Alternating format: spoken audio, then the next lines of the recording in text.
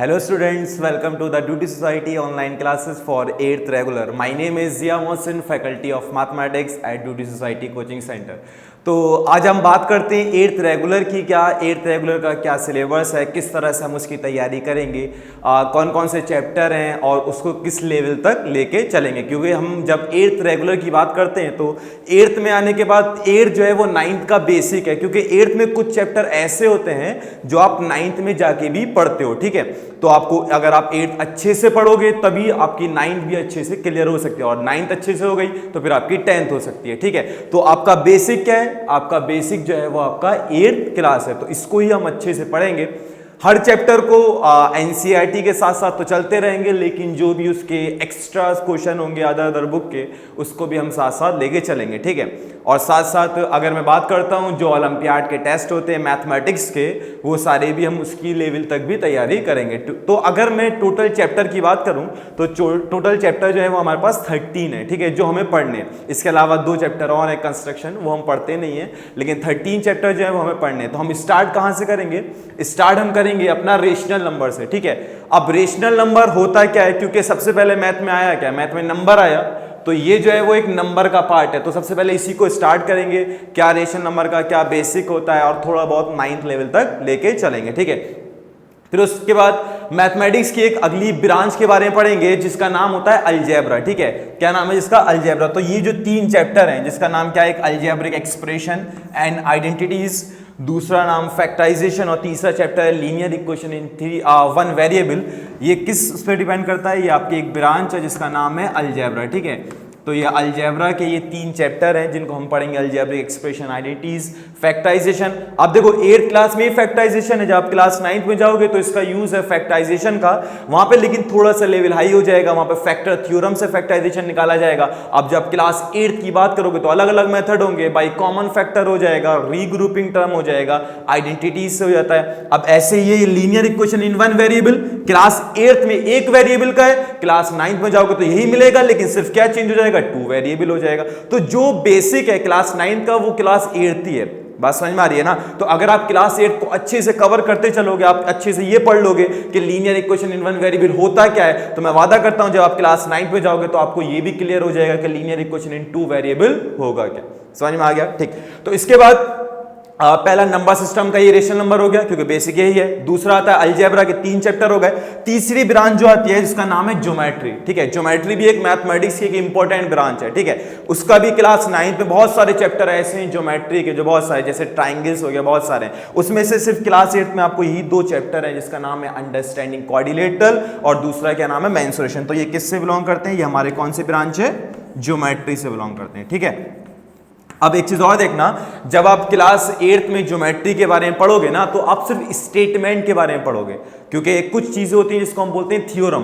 तो थ्योरम जो है वो क्लास 9th में मिलते हैं, क्लास 8th में सिर्फ क्या मिलते हैं? स्टेटमेंट। स्टेटमेंट मतलब एक ऐसे सेंटेंस जो ये जज करे कि वो बात ट्रू है या फॉल्स है, लेकिन आप उसका प्रूफ नहीं करोगे। जैसे अगर मैं ये बोलता हूं कि ट्राइंगल में तीनों अंदर वाले एंगल का सम 180 होता है, तो ये मेरा स्टेटमेंट है। ठीक है, ये बात मैं जानता भी हूं, लेकिन मैं क्लास 8th में इसको प्रूफ नहीं करूंगा। जब मैं क्लास 9th में जाऊंगा तो इसको प्रूफ करूंगा। तो बहुत सारे ऐसे थ्योरम क्लास 9th में होंगे जिनका स्टेटमेंट सिर्फ आप कहां पे पढ़ोगे? क्लास 8th में पढ़ोगे। इस अंडरस्टैंडिंग क्वाड्रिलेटरल में पढ़ोगे, और किसमें पढ़ोगे? मेंसुरेशन में पढ़ोगे। बात समझ में आ गया? 2 ही चैप्टर जो किससे बिलोंग करते हैं? आपका ज्योमेट्री। अच्छा, इसके अलावा ये 2 चैप्टर ही बहुत बेसिक हैं, क्योंकि हर चैप्टर में आपने देखा होगा कि कभी कभी मुझे स्क्वायर रूट निकालना होता है, क्यूब रूट निकालना होता है, तो उसके लिए हम ये 2 चैप्टर पढ़ेंगे। चैप्टर का नाम होगा square and square root, next होगा क्यूब एंड क्यूब रूट। ठीक, इसके अलावा ये भी एक नंबर सिस्टम का पार्ट है जिसका नाम क्या है? Exponent and power. आपको एक बात और बताता हूं, क्लास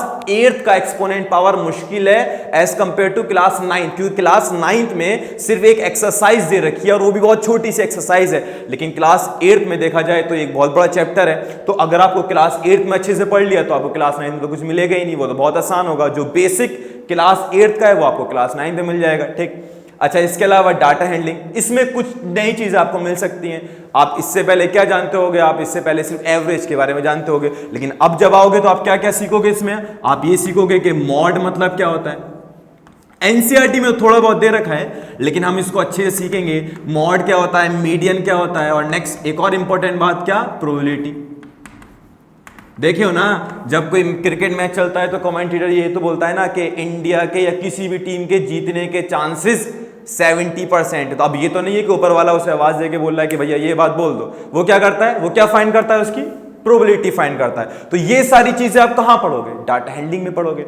इसके अलावा इंट्रोडक्शन टू ग्राफ। अच्छा देखो, जब तक आपके पास मैथ रहेगी ग्राफ तो रहेगा ही रहेगा, ठीक है। चाहे वो क्लास 11th में हो, चाहे वो 12th में हो, चाहे वो आप बीटेक लेवल में जाओ, चाहे वो बीएससी लेवल में जाओ, ग्राफ रहेगा। लेकिन उसका इंट्रोडक्शन कहां मिलेगा, क्लास 8 में ही मिलेगा, ठीक है। तो अच्छा खासा इंट्रोडक्शन पढ़ लेंगे, जो बाकी भी क्लियर होता रहेगा। नेक्स्ट आता है डायरेक्ट एंड इनवर्स प्रोपोर्शन। ये भी कुछ नया होगा कि कुछ चीजें होती हैं डायरेक्ट प्रोपोर्शन होती हैं, कुछ होती है इनवर्स। जैसे इनवर्स मतलब अगर मैं बोलूं कि 5 आदमी एक दीवार को 4 दिन में बनाते हैं, ठीक है। अगर 5 आदमी एक दीवार को 4 दिन में बनाते हैं तो 6 आदमी एक दीवार को कितने दिन में बनाएंगे, ठीक है। तो ये केस किसका हो जाएगा, ये केस आपका इनवर्स हो जाएगा, क्योंकि जब आदमी बढ़ेंगे तो दिन क्या हो जाएंगे, कम हो जाएंगे। तो इसी केस को हम क्या बोलते हैं, इनवर्स बोलते हैं। अगर एक बढ़े दूसरा ही बढ़े तो वो केस क्या हो जाएगा, डायरेक्ट हो जाएगा। अच्छा, इसी में एक एक्स्ट्रा टॉपिक और पढ़ेंगे जिसका नाम होगा टाइम एंड वर्क। तो टाइम एंड वर्क वाले जो भी क्वेश्चन होंगे वो भी हम इसमें देखेंगे। लास्ट चैप्टर क्या है, खेलेंगे। किसके साथ खेलेंगे, नंबर्स के साथ खेलेंगे, ठीक है। खेलना भी पड़ेगा यार, खेलते भी हैं इसमें। तो हम किसके साथ खेलेंगे, नंबर्स के साथ खेलेंगे। तो मैंने क्या बोला कि ये सारे टॉपिक आपके क्लियर होते रहेंगे। अच्छा हाँ, एक और इंपॉर्टेंट बात, हर चैप्टर के बाद एक टॉपिक, अपना एक टॉपिक है जिसका नाम है खतरनाक क्वेश्चंस, ठीक है। ये टॉपिक जो है वो हर चैप्टर का रहेगा। मतलब रेशनल नंबर पढ़ लिया, एनसीईआरटी का रेशनल नंबर क्लियर हो गया, हमने क्वेश्चन भी लगा लिए। लेकिन अब थोड़ा सा लेवल हाई करेंगे, थोड़ा सा लेवल हाई करेंगे तो उसके कुछ क्वेश्चंस करेंगे। अब जब क्वेश्चन करेंगे तो उनका नाम क्या होगा, खतरनाक क्वेश्चन। मतलब जिसको देख के थोड़ा सा तो लगे हाँ खतरनाक है। बात समझ में आ रही है। तो हर चैप्टर के बाद यही टॉपिक रहेगा जिसका नाम क्या होगा, खतरनाक क्वेश्चंस होगा। तो हमने बोला है कि हम पूरे एनसीईआरटी कवर करते चलेंगे, जो भी एक्स्ट्रा चीज होगी वो भी आपको बताते चलेंगे। बात समझ में आ रही है ना। तो आपसे मुलाकात होती है हमारी नेक्स्ट क्लास में, जहां पे हम पहला चैप्टर स्टार्ट करेंगे जिसका नाम क्या होगा, रेशनल नंबर, ठीक है। जब तक के लिए आराम करें, घर पे रहें, सेव रहें। खुदा हाफिज।